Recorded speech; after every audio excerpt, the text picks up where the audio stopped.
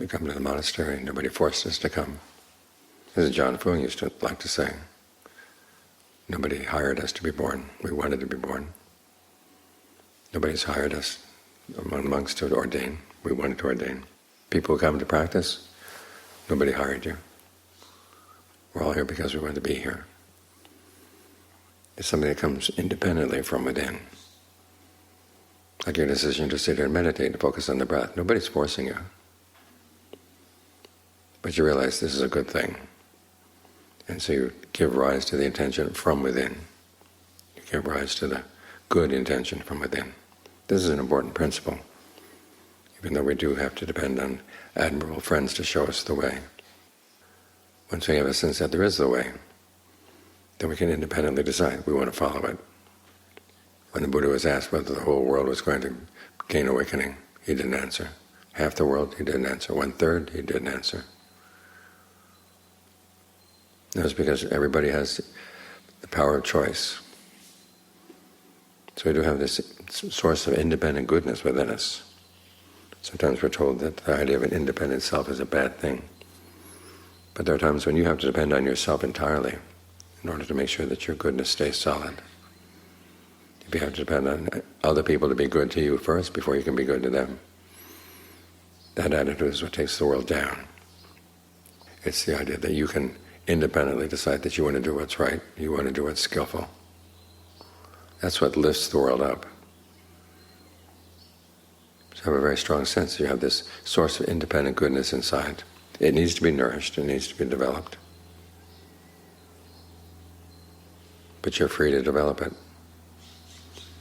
When the Buddha saw the world in his second knowledge, beings dying and being reborn, there was nobody in charge, nobody telling people they had to go here, they had to go there. They went to different places because of their karma. Their karma was based on their views. And so it's just lots of individuals pushing the world around, in good ways and bad ways. But the important thing is there's no overarching purpose, no purpose that you have to serve. So you're going to have the independent choice to put an end to suffering.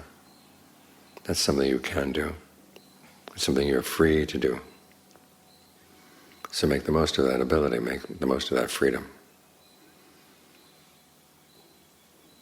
It's up to you to choose. And when you choose, try to choose it the right way. That question about how many people were going to gain awakening.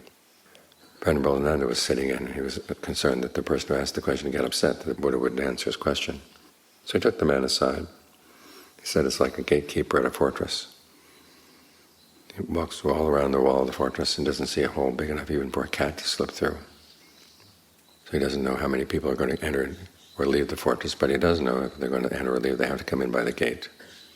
They have to leave by the gate. In the same way, the Buddha saw the way that you have to practice.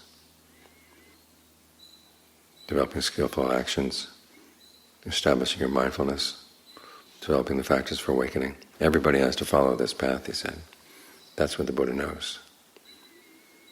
So he knows the way things work, but how people are going to pull the levers, that's up to them.